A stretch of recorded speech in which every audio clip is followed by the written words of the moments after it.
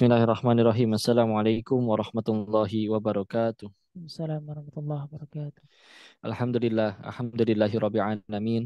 Alhamdulillahilladzi anzala sakinata fi qulubil mu'minin liyazdadu imana ma'a imanihim. Huwallazi khalaqal mauta wal hayata liyabluwakum ayyukum ahsanu amala wa huwal azizul ghafur. Segala puji hanya kepada Allah, pencipta, penguasa, penggenggam segala hal apa yang ada, penentu segala kejadian. Namun segala kejadian ia takdirkan atas seizinnya, tidak ada yang buruk bagi kitanya. Semuanya penuh kebaikan. Ia maha mengetahui lagi maha bijaksana. Keputusannya tidak ada yang salah. Kalaupun ada yang tidak kita sukai, hanya mungkin kita terlalu cinta dengan dunia ini atau tidak paham bahwa ada hikmah yang jauh lebih besar, lebih baik bagi diri kita dari kejadian tersebut.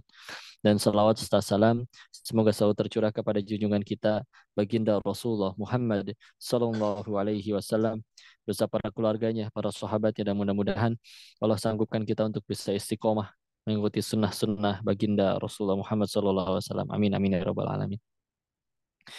Baik teman-teman yang dirahmati Allah, semoga semuanya dalam keadaan sehat, baik baik yang di Zoom maupun yang di live. Ini izin ya sekali lagi sambil live. Dan semoga pertemuan ini jadi manfaat, jadi kebaikan. Ngajinya harus sukses sekali lagi. Kita telah ulang berkali-kali. Ngaji yang sukses itu bukan sekedar setelah ngaji langsung hafal banyak ayat dan hadisnya. Tapi walaupun itu pun baik, tapi yang lebih baik dari itu adalah setelah pertemuan ini kita tambah ingin banyak bersujud kepadanya, meningkatkan takwa kepadanya, meningkatkan sedekah, meningkatkan amal solih. Ya, mudah-mudahan semua yang hadir di sini, baik yang di online, yang di live maupun yang di Zoom, gara-gara kajian ini, Bismillah, malamnya jadi pada tahajud semua, insya Allah. Kecuali yang lagi haid ya.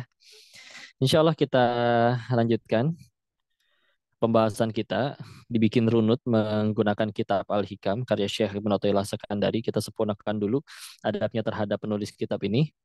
Dan juga nanti kita doakan untuk Coach Stephen Indrawi Bowo, karena ini kita kajiannya bersama dengan MCI ya, Mualaf Center Indonesia, dan juga Dompet Al-Quran. A'udzubillahi minasyaitonirrajim. Bismillahirrahmanirrahim. Alhamdulillahirabbil alamin. Allahumma shalli ala sayyidina Muhammad wa ala ali sayyidina Muhammad. Allahumma gfir lil musannif Syekh Ibnu Athaillah Sekandari wali walidina wali masyayikh wa sayyikhina rahimahullah. Allahumma gfir lahum warhamhum wa'afihim wa'fu anhum. Al-Fatihah. A'udzu billahi minasyaitonir rajim. Bismillahirrahmanirrahim. Alhamdulillahirabbil alamin arrahmanir rahim maliki yaumiddin. Iyyaka na'budu wa iyyaka nasta'in ihdinas siratal mustaqim. Siratal ladzina an'amta 'alaihim ghairil maghdubi 'alaihim waladdallin. Amin. Dan Bismillah, silakan untuk sama-sama jadi pahala dan amal soleh juga kalau ingin di-share, diajakin teman-temannya, tafadhol ya. Mudah-mudahan jadi pahala jariah buat kita semua. Kita lihat hikmah nomor 12. Lafaz Arabnya di halaman 24 kiri bawah, terjemahannya di halaman 25 kanan atas.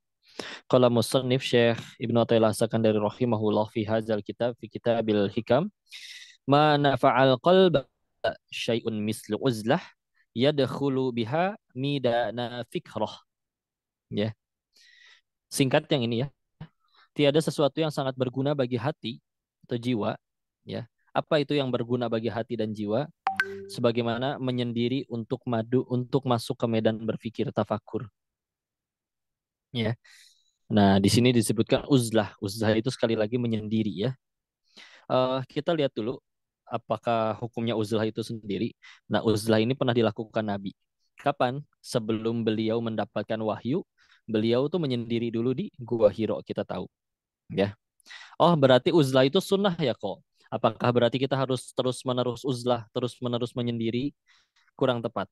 Ya, karena kalau misalkan uzlah itu tidak boleh dilakukan terus-menerus sampai meninggal ya.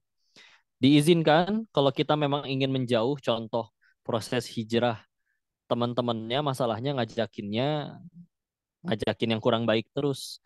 Lalu kita tidak memusuhi mereka, tapi menjaga jarak, terus misalkan masuk ke lingkungan yang baru, masuk ke pesantren misal, yang agak jauh, handphone juga disimpan dulu ya, atau di rumah pun, walaupun kurang kondusif ya, karena masih bisa dicari kalau di rumah. Tapi memang uzlah ini, sebagaimana dilakukan Nabi, beliau menyendiri dulu untuk masuk ke medan berpikir. untuk tafakur, ya.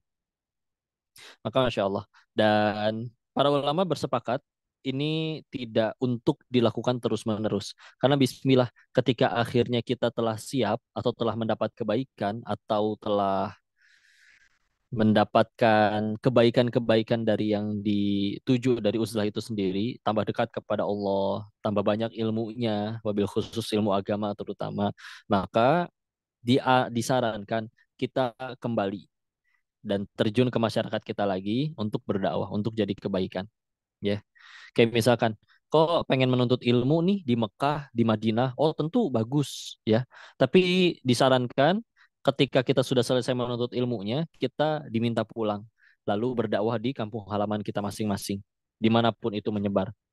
Ya, betul, Masya Allah, bagus menuntut ilmunya di sana. Tapi kalau misalkan terus di sana saja ilmunya yang didapat tidak bantu disebarkan, ya, padahal kita bisa pulang lalu menjadi wasilah tersebarnya ilmu, menjadi cahaya bagi umat, insya Allah atas izin Allah.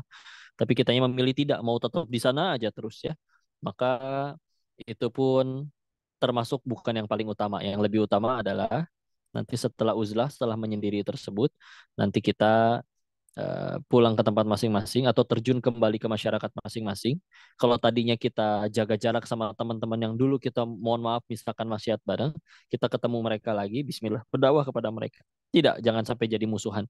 Ingat bahwa kalau Allah mau, mudah bagi Allah menjadikan mereka yang ahli ibadah, kita yang maksiat, ya. Tapi kalau misalkan kita sekarang yang ingin ibadah, mau nongkrong di live ini atau di Zoom ini, bukan karena kita yang sudah soleh, sudah hebat, ya. Bukan juga karena yang berbicara siapa. Ini mah Allah yang sedang menolong kita, ya. Kalau Allah mau bisa satu dunia soleh seluruhnya, tapi Allah malah milih sebagian dari hambanya, maka Masya Allah, semoga kita bisa menjaga pilihan Allah ini, Allah memilih kita ini, kebaikan ini sampai akhir hayat kita. Amin amin ya rabbal alamin.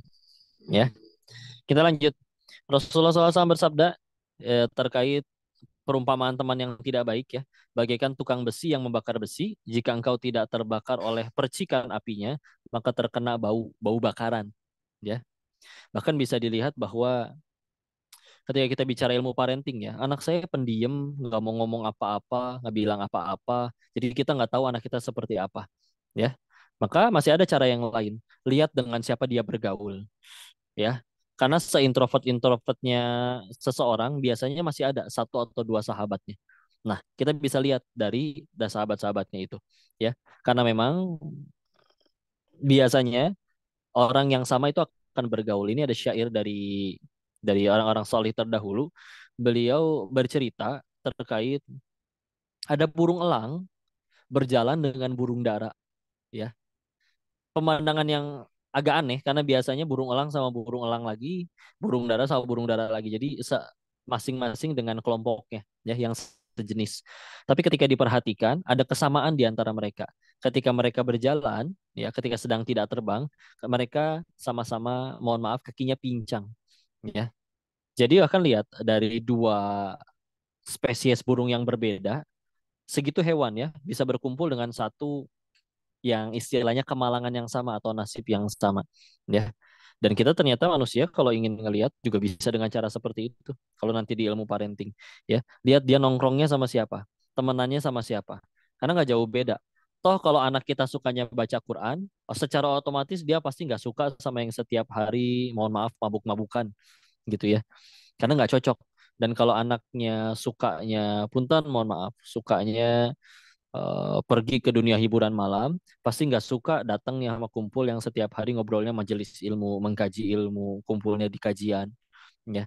Itu secara, karena kalau di dalam ilmu psikologi ada yang namanya law of attraction ya, hukum ketertarikan, di mana apa yang kita inginkan itu bisa jadi akan menarik kita kepada masa depan sesuai dengan apa yang kita bayangkan. Karena memang logikanya seperti itu, ya. Dan memang teman-teman ini bisa jadi penolong kita juga, terutama ketika kapan? Ketika futur, ya. Aduh, lagi kayaknya capek nih ibadah, udah jenuh, penat misalkan ya. Maka ketika kita ngelihat sekeliling kita, misalkan, aduh, lagi pengen main game, tapi semuanya lagi pada ngapalin Quran, bisa nggak jadi itu main gamenya, ya. Karena malu yang lain pada ngapalin. Ya, makanya disarankan, salah satu saran dari guru-guru kami ketika kita sedang turun keimanannya lagi futur, nasihat yang paling sering disebutkan adalah jangan sendirian katanya. Jangan sendirian. Ketemu sama siapa? Kalau bisa ketemunya sama yang jadi kebaikan.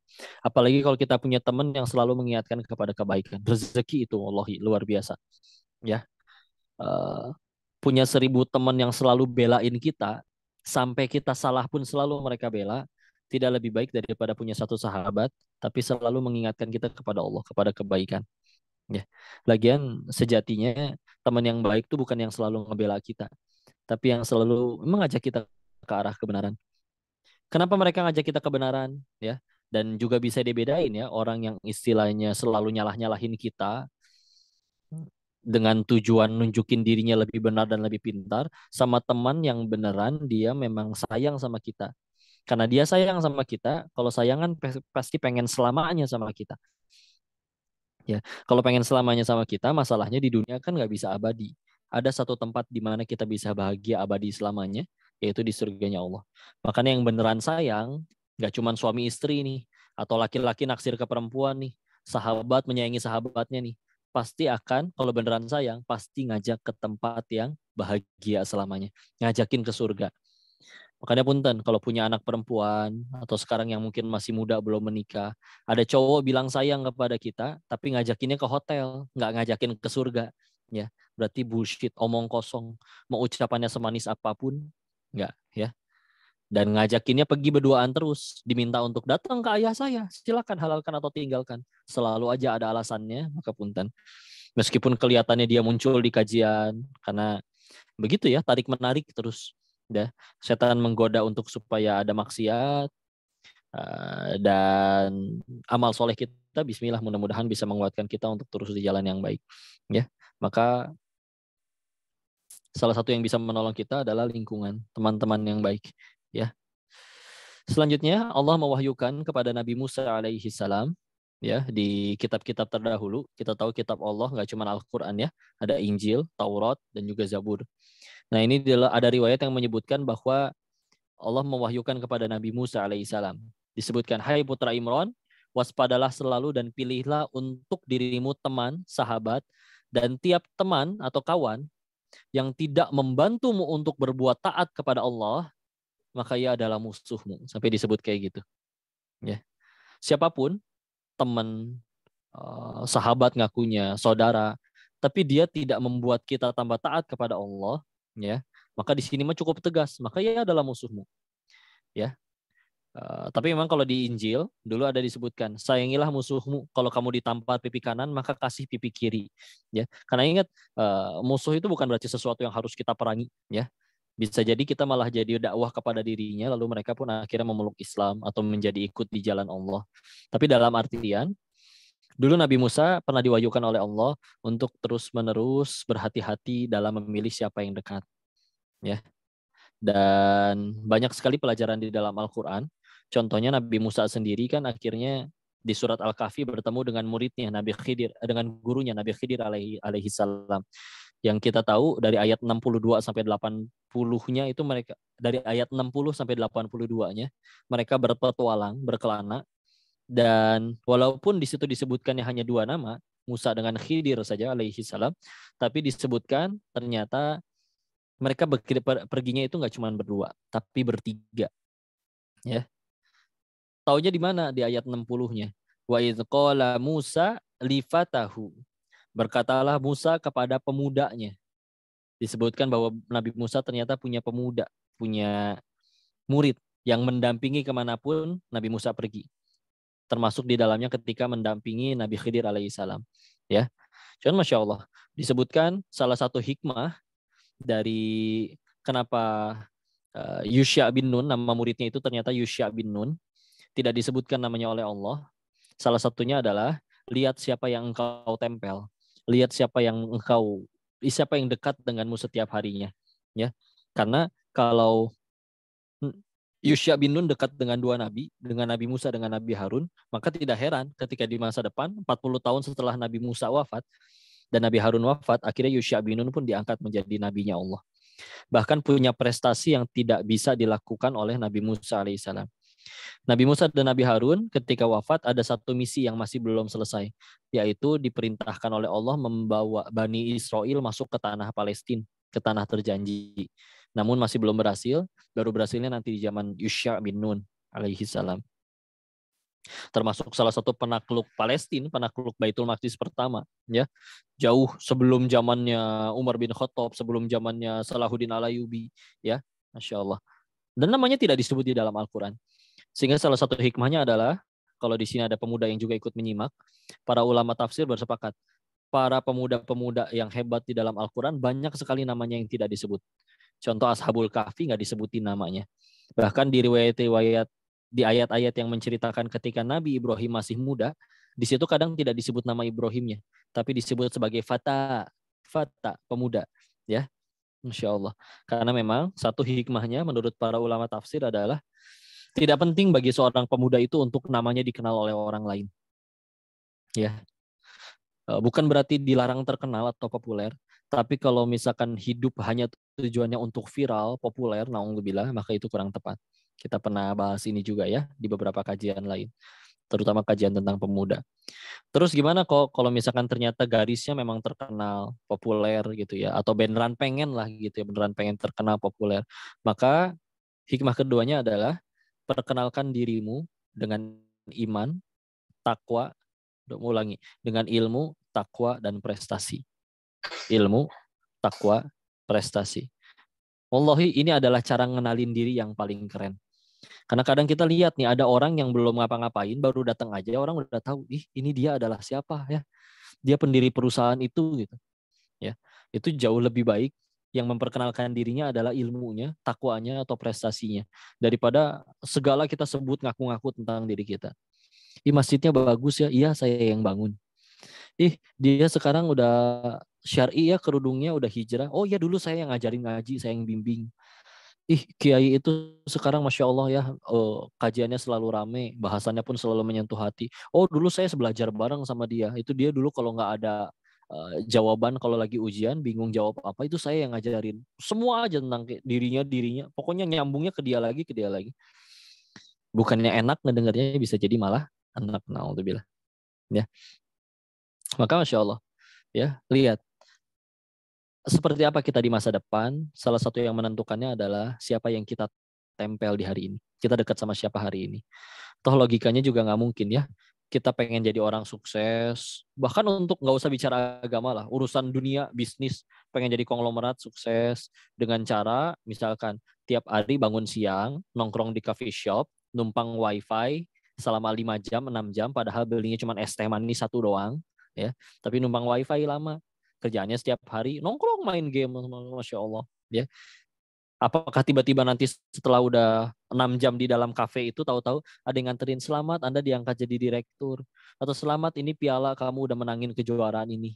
Nggak mungkin dah. Orang dianya aja nggak ngapa-ngapain, masa memenangkan atau mendapatkan sesuatu. Ya, maka ya kalau pengen diri ini masya Allah berbeda, ya tinggal lakuin yang orang lain nggak lakuin gitu. Orang lain mah beres kelas misalkan, udah tidur atau main game, ya kita isi dengan misalkan udah memurojaah hafalan, menulis sesuatu, pokoknya lakuin yang berbeda, ya. Bahkan para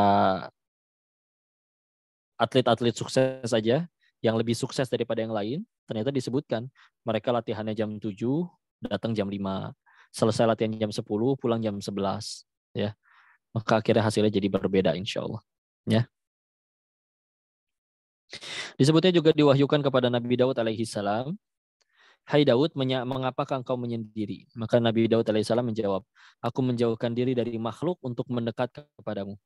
Maka Allah berfirman, "Hai Daud, waspadalah selalu dan pilihlah untukmu kawan-kawan. Dan tiap kawan yang tidak membantu untuk berbakti kepadaku, kepada Allah, maka itu adalah musuhmu dan akan menyebabkan keras hatimu serta jauh daripadaku." Itu di riwayat yang lain ya. Di kisah yang lain diriwayatkan Nabi Isa alaihissalam bersabda, "Jangan berkawan pada orang-orang yang mati, niscaya nanti mati hatimu." Lalu ditanya, siapa yang orang-orang mati tersebut, wahai Nabi Isa alaihissalam? Jawabnya, mereka yang rakus kepada dunia. Oh, ciri hati mati menurut Nabi Isa alaihissalam ternyata adalah di sini disebutkan mereka yang rakus kepada dunia. Ya, karena tertipu fenomena. Mereka mengejar sesuatu yang sudah pasti, rezeki, ya, contohnya sudah Allah tentukan dari alam rahim, kita sepanjang hidup tuh bakal dapat rezeki segimana, ya. Tapi lupa memastikan atau lebih mengejar sesuatu yang belum pasti bagi dirinya. Seperti contoh, setelah mati bakal kemana, ya. Maka ini kebalik ya, dan disebut mati hatinya. Dan apalagi nggak cuma pengen dunia, tertarik dengan dunianya manusiawi. Tapi kalau sampai rakus kepada dunia, ya, orang-orang yang kalau misalkan sudah mendapat satu gunung emas, dia ingin mendapat gunung emas yang kedua, ini yang disebut hatinya mati, ya. Hatinya mati. Naudzubillah. Kalau kita bicara jujur, ada orang yang bisa hidup cukup dengan gaji hanya 1,5 juta per bulan, ya. Tapi kenapa ada orang-orang yang sudah mendapat jabatan tinggi, gaji besar, ya, tapi masih korupsi? Sudah mati hatinya. Naudzubillah. Ya, meskipun tahu itu salah, ya. Naudzubillah. Tadi baru aja bikin video ya, izin diulangi sedikit. Terkait dosa, hati-hati, jangan meremehkan, jangan menganggap kecil dosa sekecil apapun, ya, seperti apapun. Karena kalau kita udah bicaranya dosa, ini kita tidak sedang bicara sekedar azab. Yang kalau ditanya, apa sih yang bahaya dari dosa? Orang kan kadang nggak berani dosa karena takut azab ya. Tapi sebenarnya di dalam Islam, yang lebih berbahaya dari dosa yang tidak ditobati, itu bukan azabnya. Ya, ada satu hal yang jauh lebih berbahaya dari sekedar azab. Apa itu kok? Izin saya cerita dulu. Kita ambil hikmah dari kisah ini. Ya, ini kisah nyata. Ada sebuah keluarga. Keluarga ini di dalamnya ada ayah dan ibu, suami istri. Ya, Allah berikan mereka usaha. Allah berikan mereka bisnis. Memang tidak jadi konglomerat atau kaya luar biasa, enggak. Tapi selalu cukup, enggak pernah kurang. Tapi mereka punya keinginan, wah aku pengen nambah nih. Pengen lebih besar lagi berkembang bisnisnya. Maka katanya perlu suntikan modal. Maka dari situ mereka ngaji, mereka dua-duanya rajin ngaji dan rutin gitu ya. Sampai akhirnya ya mereka tahu riba itu haram, riba itu nggak boleh, ya. Akhirnya pun mereka udah mencari di mana pinjaman yang bisa tanpa bunga, ya. Masya Allah. Tapi akhirnya tidak ketemu, ya. Lalu nekat naudzubillah tergelincir ke dalam riba. Lalu dengan sekedar berpikir, nanti tinggal banyakin sedekah atau zakatnya, naudzubillah. Maka singkat cerita diambil ribanya, dapat suntikan dana, dan beneran bisnisnya tambah besar, omset berkali-kali lipat, dan mereka jadi luar biasa kayak jadi konglomerat. Ya. Nah, ketika tergelincir kepada dosa, ya, kadang cara Allah menghukum tuh nggak langsung dengan azab. Tapi dengan pertama, mereka jadi seperti apa? Akhirnya saking sibuk yang ngurus usaha, mereka akhirnya ninggalin kajian. Lama-lama awalnya ngerasa aduh nyesel nih pekan ini nggak kajian biasa rutin. Lama-lama nggak kajian sepekan nggak apa-apa, 2 pekan nggak apa-apa, berbulan-bulan nggak kajian udah biasa aja. Yang sholat yang tadinya tepat waktu, apalagi yang suaminya nggak cuma tepat waktu berjamaah di masjid pula, ya. Lama-lama zuhur juga 2:30, asar kadang kebablasan 5:30 menjelang maghrib gitu ya. Kadang bangun subuh ya udah telat, bangun jam 7:30 ya. Itu pun kadang kalau nggak sempat jadi nggak sholat subuh sama sekali, nggak dikodo sama sekali. Awalnya ngerasa bersalah, lama-lama nggak ngerasa sedih, nggak ngerasa bersalah. Maka itu pun termasuk hukumannya. Ketika akhirnya sudah terbiasa meninggalkan amal solih dan tanpa ada perasaan menyesal, tanpa ada perasaan sedih, maka apa yang terjadi selanjutnya? Akhirnya berani untuk tergelincir kepada dosa. Awalnya dosa-dosa kecil lah, udah gitu lama-lama karena dianggap tidak masalah, tidak merasa bersalah terus hingga akhirnya naudzubillah sang suami tergelincir kepada dosa besar, dosa yang amat sangat besar, ya, yang kalau secara syariat gara-gara dosa ini sang istri itu diizinkan untuk minta cerai karena telah melakukan dosa ini. Kita nggak perlu bahas dosanya apa ya, tapi dia tergelincir kepada dosa-dosa besar, masya Allah. Singkat cerita, pisah mereka, stres dua-duanya. Anak-anaknya pun jadi karena broken home ya, maka jadi bermasalah. Karena sudah stres, Masya Allah dua-duanya, akhirnya usahanya bangkrut. Jatuh miskin, stres, rumah tangga hancur, dalam keadaan jauh dari Allah. Na'udzubillah. Punten ya, ini memang contohnya riba, tapi apapun, dosa apapun, kalau kita bicara yang paling berbahaya dari dosa itu ternyata bukan melulu azabnya, ya. Bukan melulu azabnya. Tapi yang lebih berbahaya adalah Allah biarkan kita tergelincir kepada dosa-dosa yang lain, ya. Enggak kira numpuk-numpuk dosa, izin ya. Ketika kita bicara dosa, kita ngelakuin dosa terus dapat azab gitu ya. Afwan, kalau kita bikin dosa terus dapat azab, demi Allah azab itu pertolongan Allah. Demi Allah azab itu bantuan dari Allah. Kenapa? Karena Allah izinkan kita DP penggugur dosa di dunia. Nggak kebayang kalau misalkan nggak sempat digugurin di dunia, lalu akhirnya dibalas semua di alam setelah kematian. Punten, bisa jadi ada yang berdosa di dunia, dia dapat azab di dunia, dapat masalah. Yang gara-gara masalah besar tersebut, dia meninggal sudah nggak ada dosanya lagi di hadapan Allah, digugurin. Lebih bagus kayak gitu daripada seumur hidup misalkan korupsinya selalu berhasil, meninggal pun tajir melintir, ya semuanya dibalas di sana kontan, naudzubillah. Apalagi kalau kita bicara masalah di dunia, punten ya, seberat-beratnya masalah, ya seberat-beratnya masalah, tetap aja tidurnya di kasur tuh empuk, ya. Bahkan izinnya orang-orang yang saya kenal dulu waktu masih hidup di Thailand, dia lagi stres katanya, di telepon juga nangis gitu. Nangisnya di mana? Tapi di apartemennya lantai 28, di atas sofa mahal merek Da Vinci, ruangan kamarnya juga luas luar biasa, AC-nya aja 2 PK sendiri, Insya Allah. Tapi stres, menderita, ya. Seberat-beratnya masalah kita di dunia, nggak kehujanan, nggak kepanasan, masih ada tempat bernaung, insya Allah meskipun ngontrak, malam buka kulkas, dan masih ada yang bisa dimakan, ya. Tapi kalau dibalasnya nanti di sana, naudzubillah. Kapunten, jangan diremehkan sekecil apapun, ya. Ketika akhirnya kita masih hidup selepas berbuat dosa, ketahuilah bahwa sebetulnya mudah bagi Allah untuk mematikan kita detik itu juga pas lagi maksiat, ya. Tapi kenapa Allah masih izinin kita masih hidup? Sederhana, Allah nungguin kita tobat, ya. Kita masih bisa mikir kayak gitu ke diri sendiri. Maka kalau kita habis maksiat terus gak langsung mati, maka satu hal yang harus paling langsung segera kita lakukan, salat taubat, bertobat kepada Allah. Kok salat taubat waktu terbaiknya kapan? Bebas. 24 jam boleh. Salat taubat adalah salat yang kapan aja bisa dilakukan. Tapi kalau ditanya kapan waktu untuk salat taubat yang paling baik, sesegera mungkin setelah berbuat dosa. Ya, Masya Allah. Terus ini dikejar. Dan kalau ke orang lain juga Masya Allah. Ya, Allah berfirman waktu itu kita pernah bahas di pertemuan pertama Muqaddimah ya. Quran surat ke-35, surat Fatir, di ayat paling terakhirnya, ayat 45-nya. Pojok kiri atas tuh ya, sebelum Yasin.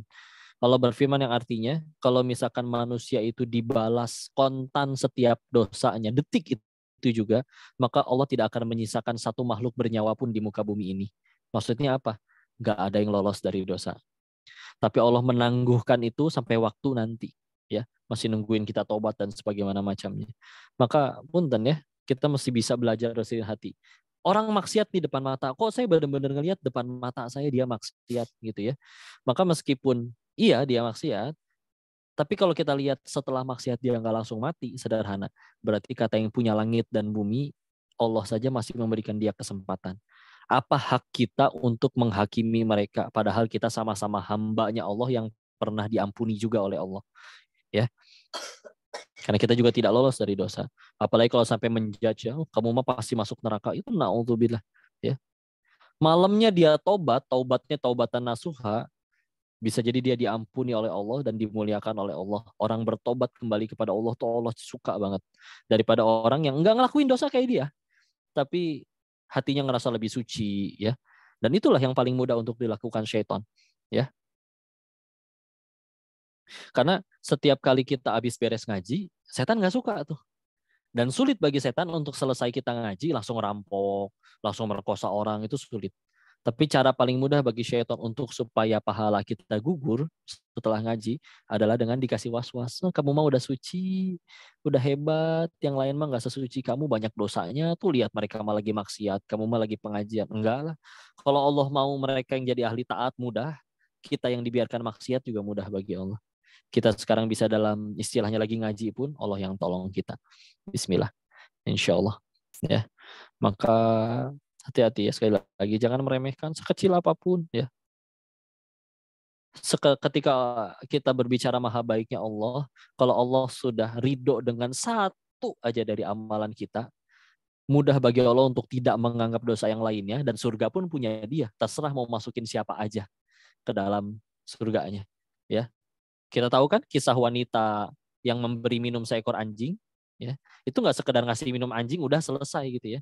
Tapi beliau pulang, pelacur ini pulang dalam keadaan, ya betapa kotor hatiku, betapa kotor diriku ini gitu ya. Lalu melihat ada seekor anjing, lalu kehausan anjingnya. Dia mengingat bahwa ya Allah, semuanya makhlukmu. Mungkin ia juga pernah mendengar bahwa semua makhluk itu yusabbihu lillahi ma fis samawati wal ard. Bertasbih seluruh apa yang ada di langit dan bumi kepada Allah. Maka ya Allah, anjing yang dianggap hina ini bisa jadi dia lebih suci daripada diriku, lebih mulia daripada diriku karena sedang bertasbih kepada Engkau ya Allah. Sedangkan diriku ini kotor, mencari nafkah pun dengan cara yang tidak halal. Setiap hari naudzubillah bergonta-ganti ya. Tapi Engkau masih memberikan aku kesehatan, baiknya bentuk fisik, sehat, Masya Allah. Makanya melihat anjing itu kehausan, diriwayatnya kan nggak cuma ambil air terus dikasih, tapi wanita ini masuk ke dalam sumur.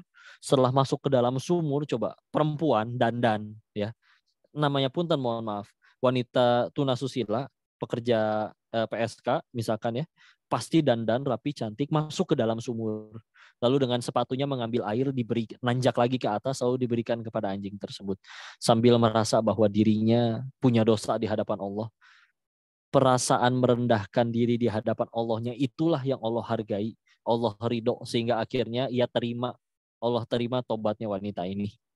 Ya. Sehingga punten ya, kalau misalkan kita bicara tadi ya, maha baiknya Allah, kalau Allah sudah ridho dengan satu amalan, mudah bagi Allah ngampunin apapun. Pun juga kita nggak boleh ngeremehin dosa sekecil apapun, remehin aja lah, udah kecil lah, ya.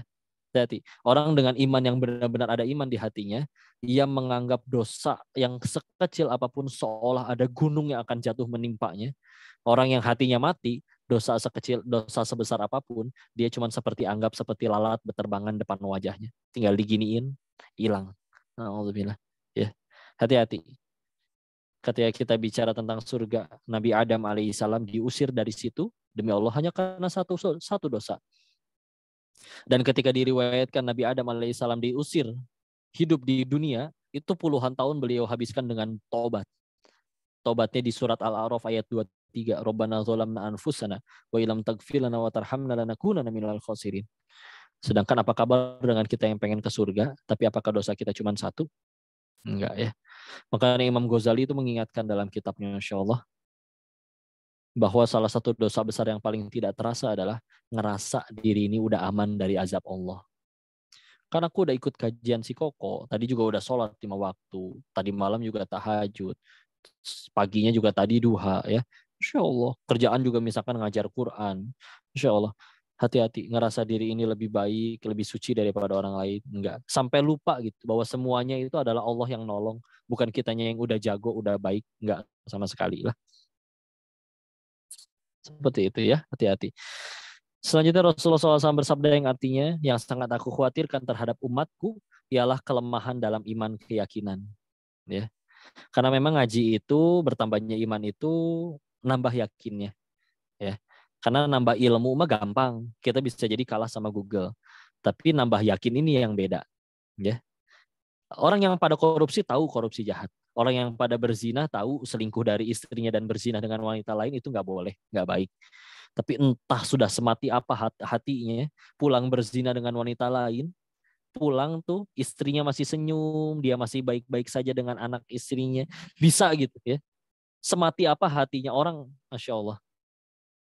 Pernah ngelihat ada orang yang nyesal saking berbuat besar dosanya gitu ya, sampai akhirnya nangis saja jadinya. Ini kalau misalkan ada orang yang Masya Allah habis berbuat dosa sebesar itu, terus pulang, masih bahkan meminta dilayani istrinya, dihormati istrinya, diturutin sama anak-anaknya. Padahal Allah tahu gitu apa yang ini. Kalau misalkan kita manusia gitu ya, ngelihat orang yang gitu ya, depan dan belakang beda, keselnya pasti luar biasa. Kadang kita bilang empati, rasain apa yang orang lain rasa. Kadang kalau kita mikir jadi Allah gitu ya, kita bisa jijik ngelihat orang yang depan belakang beda, tapi Allah nggak pernah jijik ngelihat kita, padahal Allah tahu di depan kita ngomong apa, di belakang kita kelakuannya kayak gimana. Ya, maha baiknya Allah. Ya, manusia mah 100 kebaikan bisa hilang, dilupain gara-gara satu keburukan. Allah 1000 keburukan bisa hilang di hadapannya kalau ada satu kebaikan yang Allah ridhoi. Masya Allah, itu baiknya Allah ya. Dan tambah keyakinan, sebagaimana ketika Nabi Ibrahim alaihissalam akan masuk ke dalam api, beliau yakin api ini panas nih, api ini bisa membakar nih. Tapi beliau lebih yakin tentang 3 hal daripada api itu panas. Ingat apa saja? 1, beliau lebih yakin kalau kata Allah saya mati, nggak usah pakai api ini juga saya pasti bisa mati. Itu 1. 2, kalau kata Allah saya nggak akan mati, jangankan api ginian doang. Kumpulin seluruh gunung berapi, semua laharnya tumpah ke badan ini, kata Allah nggak mati, nggak akan mati. Ya. Ketiga, kalau aku udah ngelakuin ini untuk Allah dan saya tetap mati, Allah yang punya gelar yang maha baik pasti membalas dengan kebaikan yang jauh lebih besar. Beliau lebih yakin tentang 3 hal tersebut daripada yakin api itu panas. Itu bedanya, yakin ya. Terus sekali lagi ya, kita tahu mana yang boleh dan nggak boleh kok. Tanpa belajar ilmu agama juga nurani itu tahu gitu. Bahwa makan duit yatim tuh nggak boleh, makan uang rakyat tuh nggak boleh, ya. Berbohong itu nggak boleh, ya. Saya Masya Allah, makanya sekali lagi, Rasul tuh khawatirnya adalah ketika kalian nggak yakin gitu kepada Allah, ya. Sekedar ngaku doang beriman tapi tidak timbul dalam keyakinan. Ya, naudzubillah. Sedikit lagi, di bawahnya ada bahasa Nabi Isa alaihissalam berkata, berbahagialah orang yang perkataannya zikir dan diamnya berfikir dan pandangannya perhatian. Jadi nggak ada yang sia-sia gitu. Kalau ngomong zikir nyambung kepada Allah, kalau diam dia berfikir semuanya nyambung kepada Allah. Dan jika melihat memperhatikan bahwa ini semua adalah kebesaran Allah. Sesungguhnya orang yang sempurna akal ialah yang selalu mengoreksi hari kemudian sesudah mati. Ya, senada dengan yang disebutkan Nabi ya. Manusia yang paling cerdas adalah yang paling banyak mengingat kematian. Kadang izinnya pernah ia mengajak ada seseorang yang katanya tertarik kepada Islam, maka diingatkan bahwa yuk jangan ditunda-tunda masuk Islamnya, takutnya nggak ada hari esok. Siapa yang menjamin kita masih punya hari esok gitu ya. Maka ternyata ya wallahu alam respon berbeda-beda. Jika dianggap kurang bijak pun murni dari kebodohan saya yang mungkin tidak pandai dalam menyampaikan. Tapi yang kami ketahui bahwa memang Nabi itu mengingatkannya caranya kayak gitu. Bahwa disebut manusia yang paling cerdas adalah yang paling banyak mengingat kematian dan paling banyak mempersiapkannya. Dan wallahu alam ya, memang Imam Syafi'i pernah punya ucapan yang luar biasa ya Masya Allah. Beliau bilang kayak gini, ketika kita menyampaikan kebenaran, maka ada 2 reaksinya. Ya, 1, orang yang punya iman dia akan merenung, malu, ingin memperbaiki diri. Yang kedua, orang bodoh dia akan tersinggung. Lalu Imam Syafi'i melanjutkan, toh memang sulit meyakinkan lalat bahwa bunga itu lebih indah daripada sampah. Ya, maka Masya Allah. Masya Allah ya. Semoga hati kita selalu hidup dengan salah satunya ya nasihatnya ya, memperbanyak ingat kematian. Kalau kita lagi sulit mengingat kematian, wisata rohani. Ya, salah satu nasihat ketika kita sedang futur ya, wisata rohani. Gimana kok maksudnya wisata rohani? Kemana? Ke kuburan. Kalau di Surabaya tuh kami pernah ke RKI, Rumah Kanker Indonesia. Itu isinya orang-orang yang udah divonis sama dokter umur saya tinggal 6 bulan lagi. Ya, kemarin waktu di Lombok, qadarullah Allah takdirkan ketemu dengan komunitas tunarungu. Seumur hidup mereka nggak pernah dengar suara mereka sendiri. Seumur hidup mereka nggak tahu bunyinya azan kayak gimana. Tapi waktunya sholat, mereka yang ngingetin sholat. Mereka pasang alarm, waktunya sholat, geter itu handphonenya. Sedangkan kita yang bisa dengar azan, asik ya terus ngobrol. Masih ngomongin sesuatu yang padahal cuma nggak penting bagi akhirat kita. Na'udzubillah. Ya, na'udzubillah. Jangan sampai kita tergolong yang hatinya mati. Dan di dalamnya ada pendapat dari Sahal bin Abdullah At-Tusy'ari rahimahullah berkata, ini beliau unik nih, beliau menyebutkan, ini sekaligus penutup ya, ada beliau mengumpulkan semua wali Allah, orang-orang yang soleh asli luar biasa ya, persamaan dari mereka ada apa saja. Ternyata beliau menyimpulkan ada 4 ya. Nomor satunya apa? lapar. Masya Allah. Bahwa ternyata ahli-ahli, apalah wali-wali Allah nih, kekasih Allah nih, Masya Allah ya. Nggak sekedar orang soleh biasa, wali Allah. Persamaan mereka semua, mereka lebih banyak lapar. Ada yang pernah mengkhatamkan kitab Riyadhus Shalihin? Di dalam kitab Riyadhus Shalihin itu ada bahasan bab tentang keutamaan lapar. Di dalamnya ada tentang orang lagi sholat, salah satunya Abu Hurairah ya, lagi sholat, pingsan. Dikiranya gila, padahal saking laparnya. Apa komentar Nabi? Masya Allah. Kalau dia tahu apa ganjaran yang akan dia dapat dari nahan laparnya, niscaya dia bakal pengen lebih lapar lagi daripada itu. Masya Allah. Itu lapar. Ya. Hati-hati ya. Terlalu kenyang juga syahwat bisa bergejolak. Makanya orang kalau untuk menahan syahwat diperintahkan untuk berpuasa. Nabi sendiri lebih sering lapar. Bahkan ada hadis yang menceritakan setelah perang Khaybar ya. Perang Khaybar itu di tahun 7 Hijriah.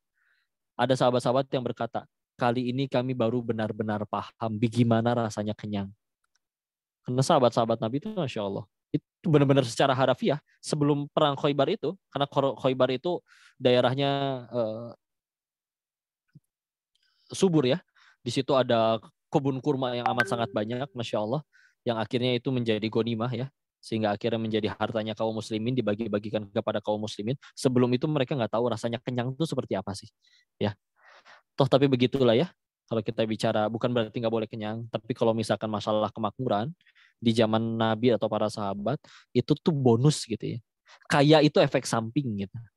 Jadi bukan tujuan utama. Jadi jangan sampai kita teh duha pengen kaya, zikir, sholawat pengen kaya. Boleh sih, memang minta harta ya ke Allah, karena Allah yang maha kaya. Tapi ternyata orang-orang tersoleh zaman dahulu, mereka tuh justru bukan itu tujuan utamanya. Yang dikejar adalah ridho, rahmat Allah. Kaya mah efek samping. Ya. Yang kedua, diam. Kata hadis Nabi juga, fal yakul khairon aw liyasmut. Berkata yang baik atau diam. Ya. Sebelum kita nyampein sesuatu, mikir dulu nih. Ini jadi kebaikan nggak? Allah suka nggak? Karena kalau nggak, diam aja. Karena kadang pun ya ada orang semuanya serba di komen. Itu gigi lu hijau ada cabai rawitnya misalkan. Alis lu aneh amat nyambung kayak ulet bulu. Buset, badan berapa kintal bro? Apa aja semua diomongin ya. Tuh truk gandeng lewat. Padahal semuanya serba diomong. Nggak usah ya, Masya Allah. Udah mah nggak jadi kebaikan, kadang bisa nyakitin orang. Naudzubillah. Ya, jangan hati-hati. Ternyata beliau mendapati nih. Orang-orang soleh yang beliau temui, wali-walinya Allah, lebih banyak diam. Yang ketiga, menyendiri. Bukan berarti kita harus lebih banyak di gua begitu ya. Kalaupun kita siangnya berdakwah, malamnya gunakan untuk menyendiri berduaan dengan Allah. Yuk bangun tahajud. Karena lihat yang nomor 4-nya. Bangun malam tahajud. Ya, Masya Allah. Bahwa persamaan dari orang-orang soleh yang beliau temui, rata-rata semuanya ya. Oh, ahli tahajud semuanya. Bangun malam. Tah Nabi sendiri sebelum diperintah dakwah nyampein, diangkat menjadi Rasul. Ya, itu kan di surat Al-Muddatsir ya. Diperintah untuk kum fa'angzir, bangkit lalu ingatkan, beri peringatan kepada orang-orang. Sebelum itu turun surat Muzammil dulu yang memerintahkan untuk bangun sholat malam. Ya, maka Masya Allah. Itu hikmah nomor 12 ya. Ini kita sudah sampai 24/8. Silakan dikembalikan dulu kepada Tuan MC untuk masuk ke sesi berikutnya. Oke, terima kasih Ko Denis untuk penyampaian materinya. Oke, selanjutnya seperti biasa sesi tanya jawab. Bagi para peserta kajian yang ingin bertanya, bisa langsung raise hand. Nanti bisa menyampaikan langsung pertanyaannya ke Ko Denis atau juga bisa melalui chat kolom komentar ya. Nah, di sini sudah ada yang bertanya di kolom komentar. Mungkin kita langsung saja ya sampaikan. Yang pertama, saya bacakan ya Ko Denis ya. Pertanyaan yang pertama dari Kak Fitrina. Assalamualaikum, Koh. Nah, mau tanya, Waalaikumsalam warahmatullahi wabarakatuh. tanda-tanda taubat kita diterima oleh Allah itu apa saja ya? Terus adakah trik kita untuk iman jangan sampai turun? Nah, itu kodenis pertanyaannya. Monggo bisa dijawab.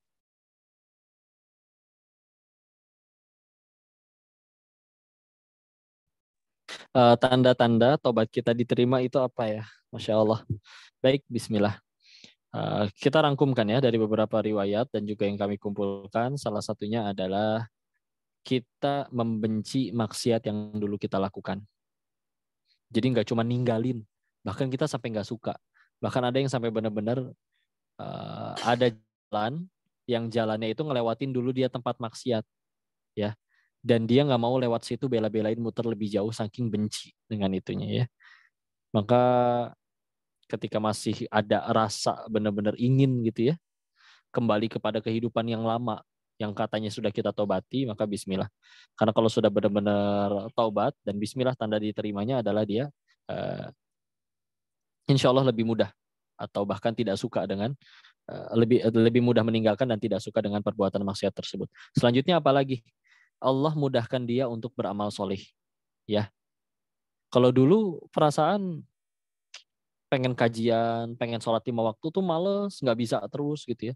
Sekarang ternyata setelah istilahnya tobatnya pun tobat nasuha misalkan, dulu bangun subuh aja setengah mati gitu. Sekarang lama-lama kok tanpa alarm juga bisa bangun subuh. Dan dulu ngelakuinnya berat gitu, terpaksa, capek, masih ngantuk. Sekarang enggak, sukarela, emang seneng aja gitu. Bahkan dinantikan gitu. Lama-lama nggak cuma sholat subuh berjamaah tepat waktu di masjid. Lama-lama tahajud pun dinantikan. Nunggu waktu malam karena di malam itu ada waktu berdoa dengan Allah. Jadi rindu dengan tahajud ya. Itu bismillah. Menuntut ilmu juga gitu gitu. Dulu mah jalan ke kajian walaupun dekat masjidnya depan rumah malas nggak pengen berangkat ke masjid. Tapi sekarang di mana nih ada kajian nih? Oh segitu jauhnya dari Depok harus ke Bogor misalkan ya tetap dia mau berangkat. Masya Allah itu Bismillah mudah-mudahan tanda diterimanya oleh Allah ya. Dan juga hati juga ada beda perasaan tenangnya ya. Kalau awal-awal ketika pahit hijrah ya itu biasanya ada perihnya dulu ketika akhirnya karena memang harus ada penggugur dosanya kan ya. Nah salah satunya adalah biasanya untuk membedakan kan kepahitan itu penggugur penggugur dosa itu kan dua ujung-ujungnya ya penggugur dosa. Satu itu kepahitan itu dua ujungnya. Satu gugurin dosa, dua ninggiin derajat di sisi Allah. Ya, gimana kok ngebedainnya? Kalau untuk gugurin dosa biasanya pahit banget. Ya, makanya yang diputusin pacar karena sudah bermaksiat dengan pacarnya segala macam, menjadikan Allah nomor nomor kesekian, pacarnya nomor satu. Nah, ketika putus tuh sakit tuh, karena memang ada ia telah menduakan Allah dan itu harus digugurkan. Biasanya perih. Kalau untuk meninggikan derajat, orang anggap ini dia masalahnya kok berat amat ya. Tapi bagi orang yang ngejalaninnya ternyata enggak, biasa aja gitu. Ya, karena memang itu ya untuk meninggikan derajat beda dengan penggugur dosa. Nah kita lihat nih, Bismillah, ketika kita akhirnya sudah move on, sudah nggak sakit lagi gitu ya, sudah nggak berat lagi tadi untuk ibadah, nggak stres lagi dan yang lain-lain. Bismillah insya Allah. Mudah-mudahan tanda sudah diterima. Itu sebagian ya yang kita rangkumkan. Tapi mudah-mudahan bisa menjawab. Wallahu a'lam bishawab. Mudah-mudahan bisa menjawab pertanyaannya. Oke, terima kasih Ko Denis. Nah, sepertinya juga sudah cukup jelas tadi ya jawabannya mengenai tanda-tanda diterimanya taubat untuk kita sebagai hamba. Oke, selanjutnya ini pertanyaan selanjutnya kok saya bacakan langsung aja. Assalamualaikum Ko Denis, saya bekerja di laut. Sering sholat saya jamak dan qashar. Sedang kalau habitatnya di laut tidak lagi dianjurkan jamak qashar. Tapi saya ada rasa takut atau khawatir tiba-tiba mendadak ada kegiatan yang mungkin memakan waktu lama, susah untuk ditinggalkan karena menyangkut keamanan dan hampir setiap hari ada kegiatan mendadak. Jadi saya sering menjamak dan qashar walaupun terkadang saat kegiatan itu sudah selesai semestinya melakukan atau mengulang sholatnya. Tapi terkadang nggak mengulang sholatnya karena merasa sudah dijamak dan terkadang memilih istirahat karena kelelahan. Apakah sholat jamak dan qashar saya sah? Bagaimana seharusnya kok? Mohon izin Masya Allah. sarannya dari Mualaf TV nih kok. Monggo. Masya Allah. Ya, jamak dan qashar itu diizinkan kalau memang ada uzurnya. Dan bismillah kita berhusnuzon yang melakukan tadi tahu itu benar-benar bisa jadi uzur yang kalau misalkan tidak dijamak dan qasar nantinya malah telat gitu ya. Tapi kalau ingin menjaga ya, itu karena itu kan bahasan secara fikih ya. Tapi ingat bahwa di atas fikih itu selalu ada yang namanya takwa, kata guru-guru kami. Yaitu di mana kalau misalkan kita iya nih udah jamak karena takutnya memang jamak itu biasanya untuk safar ya. Di situ memang jatuhnya uzur atau apapun, maka ahsannya setelah selesai dari kegiatan tersebut yang memang ternyata masih ada waktu nih dan bisa tepat waktu, ya dilakuin sholat asar lagi nggak apa-apa ya, ngelakuin sholatnya lagi meskipun sudah dijamak ya, dengan niat untuk menyempurnakan yang mana yang Allah terima, bismillah. Kalau ternyata yang tadi jamaknya juga nggak fokus sehingga nggak keterima, seenggaknya kita udah lakuin yang lebih fokus lagi, insya Allah yang lebih khusyuk ya. Sisanya bismillah gimana Allah, tapi bismillah kita ngelakuin yang mana yang supaya Allah ridho ya. Karena kalau sudah bicaranya fikih maka bahasannya cuman mana boleh mana tidak gitu ya. Lalu atau terpecah menjadi 5 hukum tersebut ya, sunnah, wajib, mubah, makruh, dan juga haram. Tapi kalau sudah bicaranya takwa, kita bicaranya yang mana yang lebih Allah suka. Ya, kita memang tadi sudah dijama, tapi setelah selesai, ini masih ada waktu nih, ternyata bisa untuk asarnya tepat waktu. Ya, makanya ya, ngerasa ingin dilakukan, walaupun secara fikih nggak apa-apa karena sudah dijama, tapi ya udah, kalau niatnya emang tujuannya ya Allah, hamba ini lebih menenangkan hatiku, dan ini Bismillah mudah-mudahan bisa mendekatkan aku kepada dirimu, maka yang kami ketahui tidak apa-apa untuk dilakukan ya. Dan jangan kalah dengan lelah ya, Masya Allah. Lelahnya kita dalam mengejar ridho Allah tidak akan Allah sia-siakan. Allah balas dengan kebaikan yang jauh lebih besar. Dan memang mudah-mudahan tidak selamanya di tempat seperti itu, dan sehingga akhirnya bisa tepat waktu berjamaah di masjid, ikut kajian yang offline, karena toh di tengah laut nggak ada pengajian kali ya. Tapi kalau walaupun sekarang sudah ada internet ya, tapi ya Bismillah mudah-mudahan nantinya bisa lah lebih mudah dalam beramal solih ya. Maka gitu ya, secara fikihnya mah yang kami ketahui mungkin boleh, wallahu alam. Tapi sekali lagi di atas fikih itu ada yang namanya takwa. Mudah-mudahan kita jadi hamba yang bertakwa dengan terus melakukan apa yang sekiranya Allah suka. Wallahu alam bisawab.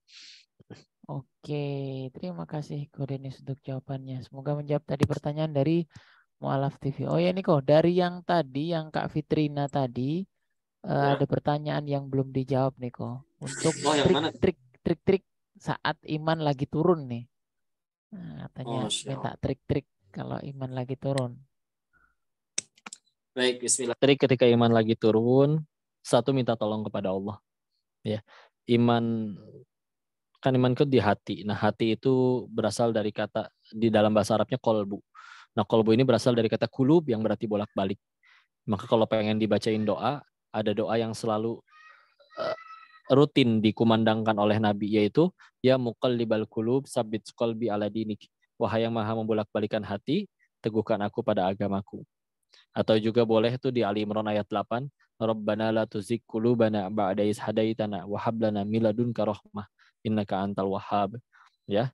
Atau lalu jelas minta tolong kepada Allah supaya sanggup untuk istiqomah. Isi dari dua doa tadi juga minta untuk supaya diteguhkan agamanya dan istiqomah dalam kebaikan. Lalu juga jaga lingkungan ya, untuk supaya bisa ketemu sama orang yang terus ingatin kepada kebaikan. Kalau lagi futur disarankan jangan sendirian, cari deketin siapa nih, ketemu ustadznya kek, atau ketemu gurunya kek, atau ketemu temennya yang kita tahu dia soleh kek, yang ngobrolnya selalu nyambung kepada Allah. Yang selanjutnya yang bisa dilakukan adalah wisata rohani. Wisata rohani ini kita kemana? Ke kuburan, ngelihat dulu di situ dia lebih kaya dari kita, tapi mati juga di dalam tanah. Ketemu orang yang lagi sakit di rumah sakit ya, yang kesakitan, makan juga nggak enak, tidur juga nggak enak ya. Atau ketemu kayak tadi, kalau di Surabaya itu dulu kami pernah ke Rumah Kanker Indonesia ya, ketemu sama orang yang udah divonis umurnya tinggal 6 bulan kata dokter ya.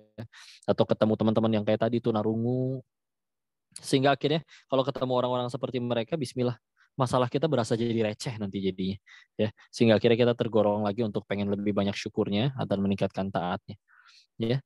Itu dia, Allahu a'lam bishawab, mudah-mudahan bisa menjawab pertanyaannya. Oke, terima kasih Ko Denis untuk penjelasannya. Nah, pada Bapak Ibu sekalian, nah kami coba ini nih menjelaskan program dari kita nih.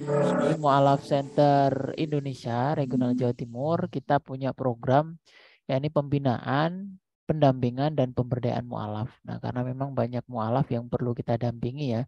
Di program kita yakni pembinaan, pendampingan dan pemberdayaan mu'alaf.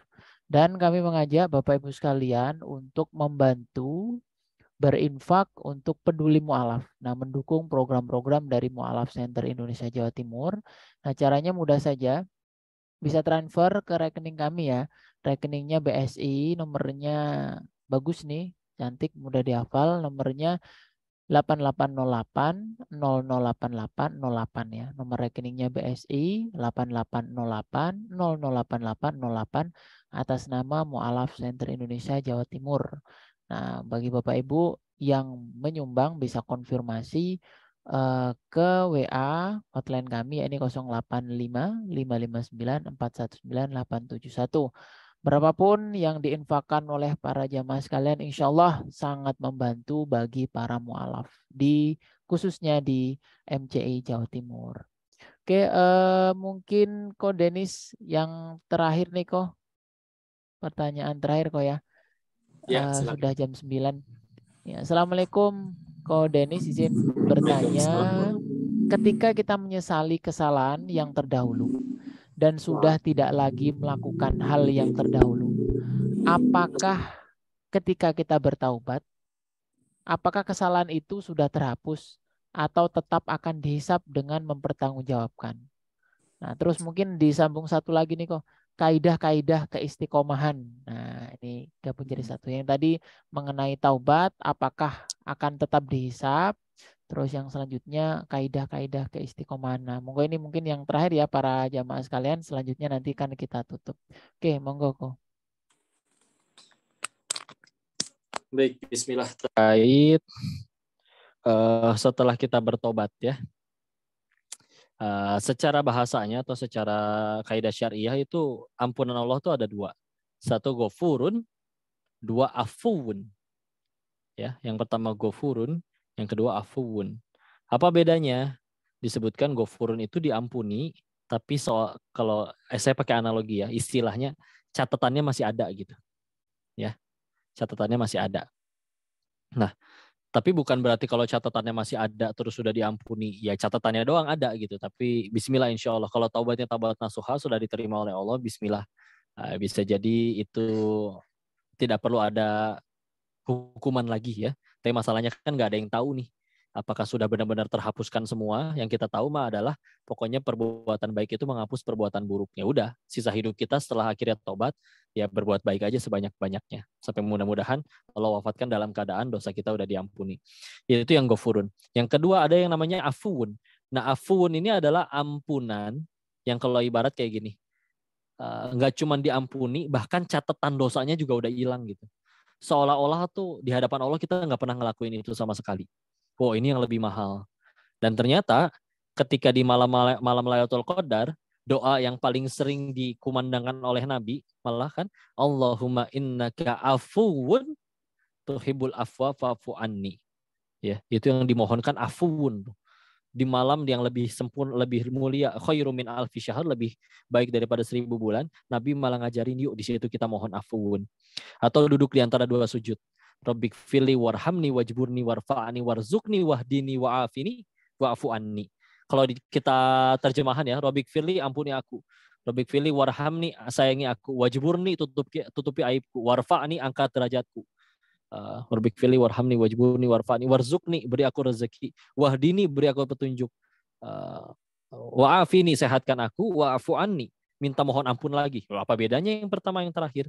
Yang tadi yang pertama mohonnya gofurun, yang terakhir mohonnya afuun. Ya. Jadi bismillah mudah-mudahan yang kita kejar ini afuun ya. Dan kita terus tingkatin takwa sampai bismillah mudah-mudahan diampuni. Karena toh kalau memang sudah diampuni Allah sih menurut guru-guru kami insya Allah tidak akan mendapat ganjaran lagi karena sudah diampuni. Ya. Cuman masalahnya kan kita nggak tahu udah diampuni total atau belum. Ya. Makanya setelah hijrah, setelah tobat, ya udah tingkatin aja terus amal soleh. Kedua tentang keistiqomahan. Istiqomah berasal dari kata ista ya, dari wazan istaf'ala ya. Istanya ini berarti adalah upaya. Ada gitu, komah adalah tegak, upaya untuk menegakkan berarti. Apa yang ditegakkan? Syariat Allah. Ya. Ada istighfar, ista dan gofar, ya, adalah upaya untuk mendapat ampunan Allah. Ya. Nah, kaidah tentang keistiqomahan yang kami ketahui itu bukan akhirnya terus-menerus melakukan satu amalan. Ya. Tapi permisalannya seperti ini. Awalnya dia 3 waktu, lama-lama sholatnya 5 waktu. Ya. Udah gitu seketika futur nih, sehingga akhirnya turun. Tadinya udah 5 waktu jadi cuma 4 waktu, subuhnya doang bolong. Suatu ketika nanti imannya naik lagi. Nggak cuma 5 waktu nih dia naik, tapi bahkan juga mulai sholat duha. Suatu ketika akhirnya dia futur lagi, ya. Lalu tapi nggak jatuh anjlok ya. 5 waktu tetap. Yang hilang cuma duhanya doang. Sedangkan dulu mah kan kadang nggak sholat sama sekali. Lalu suatu ketika akhirnya naik lagi keimanannya. 5 waktu jelas jalan, ditambah duha, ditambah tahajud. Suatu ketika turun lagi, duhanya nggak hilang, 5 waktunya nggak hilang, yang hilang cuma tahajudnya. Suatu ketika naik gitu. Jadi kaidahnya istiqomah itu justru bukan standar sampai mati kayak gitu, ya. Tapi harus kayak gitu, naik ke atas, jadi lebih naik ke atas seperti itu, ya. Itu kata salah satunya ini dari guru kami ya di Darut Tauhid Agim. Beliau menjelaskannya seperti itu, keistiqomahan. Tapi secara kaidah ya tadi ya, terus menerus dilakukan. Dan istiqomah itu kalau kata para ulama, istiqomah khairum min alfi karomah. Istiqomah itu lebih baik daripada 1000 karomah. Karomah itu apa? Kayak kelebihan yang Allah berikan gara kesolehan. Misalkan kita ngelihat ada orang yang bisa jalan di air, dia juga bisa mengubah mangga jadi emas, mengubah upil menjadi emas, apapun lah pokoknya yang aneh-aneh gitu ya. Lalu tapi dia nggak istiqomah, masih kalah. Ya, karena apalah artinya punya 1000 karomah tapi tidak istiqomah, meninggalnya pas lagi maksiat ya. Makanya istiqomah itu jauh lebih luar biasa. Ya, kalau ditanya salah satu cara atau istilahnya cara paling pasti untuk supaya kita bisa mati husnul khotimah, jawaban paling tepatnya adalah istiqomah. Ya, nggak tahu soalnya nih kita dipanggilnya kapan. Karena nggak tahu dipanggilnya kapan, ya udah geprek aja ya, pukul seluruh waktu semuanya beramal soleh. Kayak misalkan kita nggak tahu nih malam Lailatul Qadar di malam yang keberapa. Ya udah setiap hari aja qiyamul lail, setiap hari aja taraweh, mabit, tahajud bersama ya. Jadi karena udah dijaga nih di 10-10-nya, malam yang manapun bismillah siap. Sama, istiqomah itu untuk menjaga kapanpun Allah panggil kita, kita siap dalam keadaan taat ya. Gitu ya paling kira-kira, mudah-mudahan bisa menjawab pertanyaannya. Allahu a'lam bishawab. Oke, terima kasih Ko Denis untuk jawaban-jawabannya. Nah, semoga yang bertanya terpuaskan ya di sini untuk jawabannya. Dan kalau masih belum puas, nah lanjut minggu depan nih, Rabu malam. Jangan lupa ikut kajian lagi, kajian Al-Hikam bersama Ko Denis Lim. Insya Allah lanjut minggu ke depan hikmah ke-13. Nah, bagi Bapak Ibu sekalian bisa dicatat ya untuk jadwalnya biar kita bisa ngaji bareng-bareng di sini. Dan monggo bisa diajak sanak keluarganya, teman-temannya, komunitasnya, monggo bisa diajak ngaji bareng di sini nih biar makin banyak yang bisa mendapatkan ilmunya. Oke, saya rasa cukup untuk kajian malam hari ini. Mari kita tutup bersama-sama dengan bacaan hamdalah. Alhamdulillahirabbil alamin dan doa Alhamdulillahirrahmanirrahim. kafaratul Afwan majlis. Ustaz. Subhanakallahumma bihamdika asyhadu an la ilaha illa anta astaghfiruka wa atubu ilaik. Afwan Ustaz, mau tanya boleh? Cara mendapatkan linknya itu gimana? Link Link apa? ini, Zoom. Oh, link Zoom-nya. Ini Iya, Mbak Wiwin ya? iya betul. Oke, bisa chat saya nanti ya. Sebelumnya dapat link ini dari mana? Linknya Eh, sama. Linknya sama ini, Mbak. dapat link ini dari grup Sakala Rezeki. Oh, ini linknya ini kita buat sama ya. Tiap Rabu malam kita sudah buat bit.ly-nya di situ kan. Kajian Rabu malam itu link Zoom-nya saya buat berulang. Jadi nggak usah bingung-bingung linknya mana. Linknya sama, tetap linknya Yang sama. ini aja. Iya, yang ini. Nanti tiap Rabu malam, insya Allah 7:30 sudah saya buka untuk Zoom-nya. Jadi monggo nanti bisa join. Diingatkan juga teman-temannya. Jadi linknya sama ya. Jadi nggak usah bingung. Syukran Ustaz. Oke, sami-sami. Saya kira tadi tanya ke Kodenis. Oke, terima kasih karena tadi sudah ditutup ya. Saya Rian, mohon maaf jika selama tadi memandu kajiannya ada salah kata, salah ucap. Terima kasih kami ucapkan kepada Ko Denis dan semua peserta kajian yang sudah hadir. Hairul kalam, wabillahi taufiq wal hidayah, walafu minkum. Wassalamualaikum warahmatullahi wabarakatuh. Waalaikumsalam. Terima kasih Gus. Terima Jazakallah kasih khair. banyak Ko Denis. Waalaikumsalam warahmatullahi wabarakatuh. Pamit ya. Iya, monggo.